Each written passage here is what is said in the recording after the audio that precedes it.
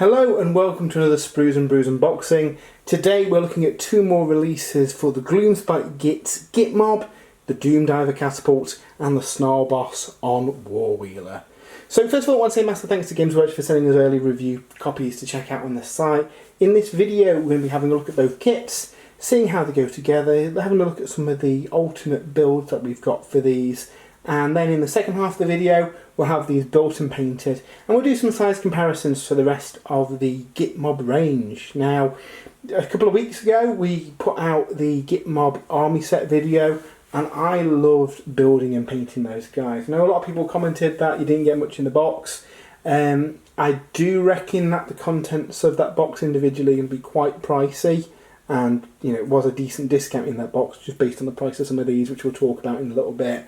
But yeah, I've been super keen to add some more bits to it because I really like the look of them. I like the old school vibe of goblins on chariots and doom divers and these are kind of like the two missing kits that we haven't seen yet. So the Doom Diver Catapult being a big artillery piece, it gets 4 shots at high AP. You can basically trade in a point of AP in order to kind of re-roll a hit. So I really like that, it's really fun. And then you've got the Snarlboss on War-Wheela, which builds a kind of leader character riding a chariot, but it's also got a sub-build for a shaman on the back there as well, with some abilities, and he kind of attracts fire, which makes him a bit fragile, but I quite like the concept of it. I think it's fun. So before we crack these open, I do have the prices for these here, and I do kind of hope that one of them's a mistake.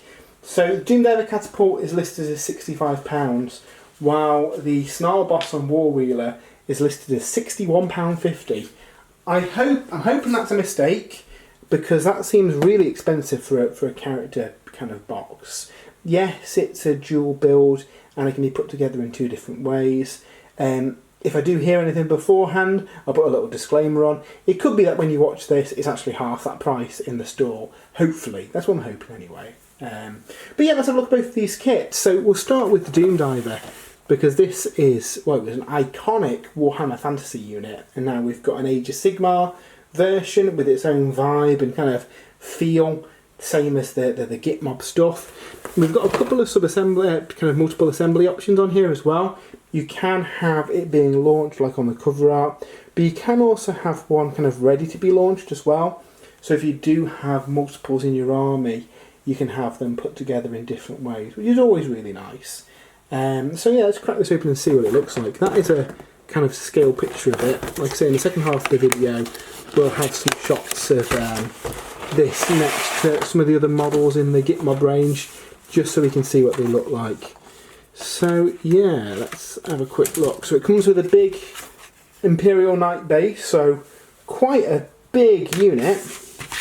And then we've got 2 sprues. This looks like it's got most of the kind of the platform assembly on it, and the Doom Divers themselves. Looks like you get a couple of wing options as well, which is nice. So yeah, I think there's going to be a few different ways to do it. There's quite a few little snotlings and stuff hanging out on here too, which is cool. Yeah, this is a really nice looking kit. I'm looking forward to building this one. Doesn't look too many pieces either. If you look at the main assembly, this kind of seems to comprise of the main kind of like bars of it, and then like the kind of beast of burden that's pulling it, and then the wheels and everything. So I don't think it's going to be a super difficult one to build, which is good. I've built a lot of kits recently that have got millions of parts, so an easy build is sometimes a nice one to have occasionally. So let's have a quick look at the instructions as well and see how this goes together. Again, like we mentioned earlier, there's 2 ways of building it, either with the Doom Diver flying or getting ready to get fired off the side of it. You build up the, I don't even know what it is, a Rhinox or something? It's some kind of beast of burden that's kind of pulling along the Doom Diver. And then we build up the main assembly. It does recommend painting some of these details before you stick it together, so it's probably a good one to have some some sub-assemblies on, because I think otherwise you might kind of run the risk of not being able to get your brush in and paint some of those details. A couple of head options on the guys kind of commanding it as well. And then the Doom Divers themselves, you've got a couple again that you can build there. I think I'm going to build this one with him launching the Doom Diver, but I'll probably have two in the army, so I'll build a second one kind of ready to launch as well, just so that they look different across the two. There might also be scope here for a spare Doom Diver that you might be able to use for Old World and the like as well. But yeah, it doesn't look a super difficult one to build and not too many parts, so yeah, looking forward to getting some paint on that one. Obviously a lot of it is that wooden kind of frame and the beast of burden underneath it, so I don't think it's going to be a really difficult one to build as well. If you use a similar colour palette to what you use on the chariots and then apply that to the wooden areas on here, I think that is going to be quite straightforward to build. So yeah, next up let's have a look at the Snarlboss on War-Wheela. So next up we've got the Snarlboss on War-Wheela, and this is another dual build kit that can build either the Snarlboss, or if you flip it over, we've got the Frazzlegit Shamen as well. So I want both of these in my army again, but I think I'm going to start with the Frazzlegit Shamen for this build because I think he looks really cool. Lore wise, he's kind of like absorbing all the light that's nearby him, so that enemies can only see him and not friendly Gitmob that are nearby. So I think you could do some interesting stuff with the colour scheme there, where you have kind of him kind of lit up and the rest of it in darkness maybe. We'll see what we do when I paint it up, but I think he's going to be pretty fun. And what's interesting is you're probably going to have this guy spare as well, which I'm sure you can do something with. But yeah, let's open it up and again see how this one goes together. So like I say, this seems quite expensive from the price list that I've got. I'm hoping that is a mistake because it doesn't feel like the biggest kit potentially, but I might be wrong. So take that out of there. There's a part that's come off the sprue there, so just put that safe to one side. And then it is the same size base as the other chariots, maybe slightly bigger I think, off the top of my head. And then we'll have a look at the sprues themselves. So again, 3 small sprues. And we've got all the components for the chariot here. Now like I say, this is a dual build, so you will have bits that you don't need on here depending on which variation you want to build. But I think this is going to be a fun one to work on. I do like the Gitmob, all the wolves and everything. It just has a really cool kind of like vibe to it. Now at first I wasn't sure if these were going to be 2 separate kits, but obviously this is a dual kit, so that is good to know. And if you've got any of the chariots, there's lots of spare goblins as well, so if you wanted some guys kind of like piling on here and kind of clinging onto the sides, you can probably do that with some of the spare Gitz off the other chariot kit. And then the final sprue has the big tower that the shaman stands on, and then we've got all of the kind of the wheels and the assembly of the chariot itself as well. So again, doesn't look like a super complex one to build. Hopefully it's fairly straightforward. But yeah, it looks really, really nice. So again, before we jump forward to the future and have a look at it built, we'll have a look at the instructions and see how it goes together. Again, I suspect this one might recommend some sub-assemblies because it's going to make it easier to paint those parts before you stick it all together. So on here, for example, it recommends painting all the wolves first. You build up the chariot itself and then assemble those together. And then with that kind of core bit done, you then follow the different instructions whether you want to build the Snarlboss or the Frazzlegit Shamen. It looks like you have got some different indicators for the wheels for them to go together. That's something they did with the standard kind of chariots in the army set. You could put the wheels together a few different ways to have it leaning like left or right, so I do wonder if that is something that they're doing here. Again, a lot of bits that it recommends painting first, such as the kind of charioteer on top, and then your goblin kind of war boss here as well, who looks very cool. There's kind of some old school kind of goblin war boss on chariot kind of vibes from the world that was with there, which is really nice to see. And then yeah, all goes together with all the decoration and stuff. So there's probably bits here, if you do build the Shaman, you're going to have some optional bits here that you could maybe decorate some of your other chariots with. I'm going to opt for the Shaman, and again we get all the details on how to build them. A lot of these steps look the same. The big difference really is going to be that big tower, which is kind of like a prominent feature with that big skull on the top, and then the Shaman standing above that, channeling the light of Heesh. Does look very, very cool. So yeah, so what we're going to do now is jump to the future. We'll have both these kits built and painted and see what they look like compared to some of the other kits in the Gitmob range. So I've been working on these for the last couple of weeks, but the character chariot and the Doom Diver are complete, and I've got them here next to a normal kind of Gitmob Steeler's Wheeler just to show a bit of comparison of the size. So the character mount is quite a bit bigger than the standard chariot, and then again the Doom Diver is on a knight base, so quite big. Let's have a look at the character one first. I've chosen to build this as the Shaman because I think it's a really, really cool model.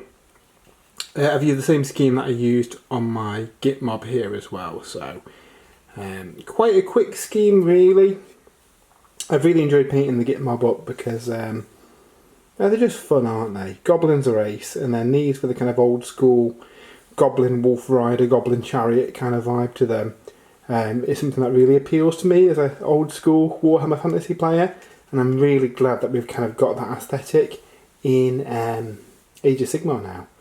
So yeah, so this model, it's very, very cool. However, £61.50 I feel is quite a lot for what you get. Now I know it can build one of the two characters, but you know, the spare parts you can't really use. I was expecting this to be, I don't know, £40–45 max, so it is a bit of a big jump. It's a really nice model, but you know, my gut tells me I can't really justify this at £61, which is a shame because it's a really cool model, and I think if it was just a little bit less than that, I think it'd be acceptable. Yes, it's a model you're probably not going to buy many of, but a lot of people would want to buy two of them, you know, to build both of the different characters, and you're talking £120 then for two character models that are what, about 170 points each. Not a massive chunk of your army, but quite spendy from a cost point of view, so a little bit disappointed on the price of this one. Like I say at the start, I hope I am wrong and it is less than that today when you see this, but I've got a feeling that is the price of it. The plus side is, I guess, with it being that price, a lot of third parties will probably cut the price of this quite soon because I don't know if it will shift at 61 quid. And equally, I could see this being included in a lot of the Christmas Battle Force bundles as well to kind of boost the value of them. But yeah, as a standalone one, I think that is a tad on the expensive side. You know, let's face it, it's an expensive hobby, but it's not often I'll go, it's a little bit on the steep side, that one. Now, in comparison to the Doom Diver, which is £65, and it feels like you're getting more model for it. You know, it's on a big knight base, it's quite a big model. There's lots of nice detail in there as well, with a few kind of different multi-builds. I've built it kind of launching the Git, but obviously you can have him kind of standing on the platform getting ready to launch as well. And there's quite a lot of variety in the crew, so if you do have multiples of them, you are going to have, you know, be able to make them look different, which is really nice. I like the detail of the kind of like oil or kind of fat or whatever they put on here to help the Doom Diver kind of launch off. I can't really see it on the camera, I've glossed that a little bit to give it a kind of like look of congealed fat that they're using there to fling him forward. But yeah, very, very nice model. I'm definitely going to be picking up another one of these. Again, 65 is a little bit more than I thought they'd be, but I think that's more reasonable than the 61.50 for the character chariot. But yeah, the Gitmob range is very, very nice, and I've really enjoyed working on them.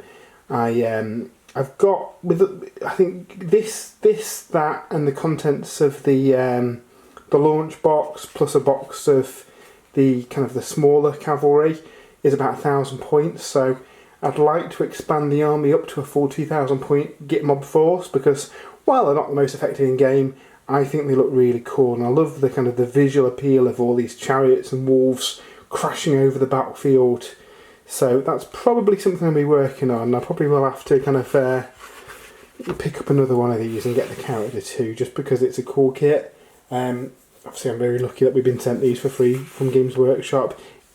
Without that, I don't know if I'd pick up 2 of them because it is a lot of money, but it is a cool kit. For old world players as well, you know, he's got a kind of, the other build of that chariot's got a kind of Grim the Paunch kind of vibe, so I'm sure there's some conversion opportunities there too. But yeah, really, really nice set. Bar, you know, the price quibbles on the character, they are brilliant kits and great fun to paint up, so yeah, really did enjoy working on them. So thanks for watching. I hope you enjoyed this video. I hope it's given you a bit of insight into the size of these, what you get, and kind of how they kind of scale up to each other. I do have a full write-up over on spruesandbrews.com where I've got some shots of the sprues, pictures of the finished models, and a bit of a write-up about them as well. I might even stick in a painting guide though if you do want to know how to paint up the Gitmob. A lot of people have asked for painting videos. Personally, I think that kind of stuff we'll put on the website as articles, because then you can just read the paint list and the instructions at your leisure. But let me know in the comments if you do prefer kind of painting videos, because that is something we could definitely look to do, and I know in the last few videos people have been asking about that, so yeah, certainly let us know. If you have enjoyed the video as well and you don't already, why not give us a follow, like the video and share it with your friends, and let us know kind of what armies you're collecting for Age of Sigmar, what you're hoping to get in the year. All that interaction really does help with the algorithm and push this to as many people as possible. And if you would like to support the site as well, we do have an affiliate link to Element Games in the description. Anything that you buy through that link, we get a bit of a kickback which goes towards helping running the site. But yeah, hope you have a great weekend, and we'll see you all soon.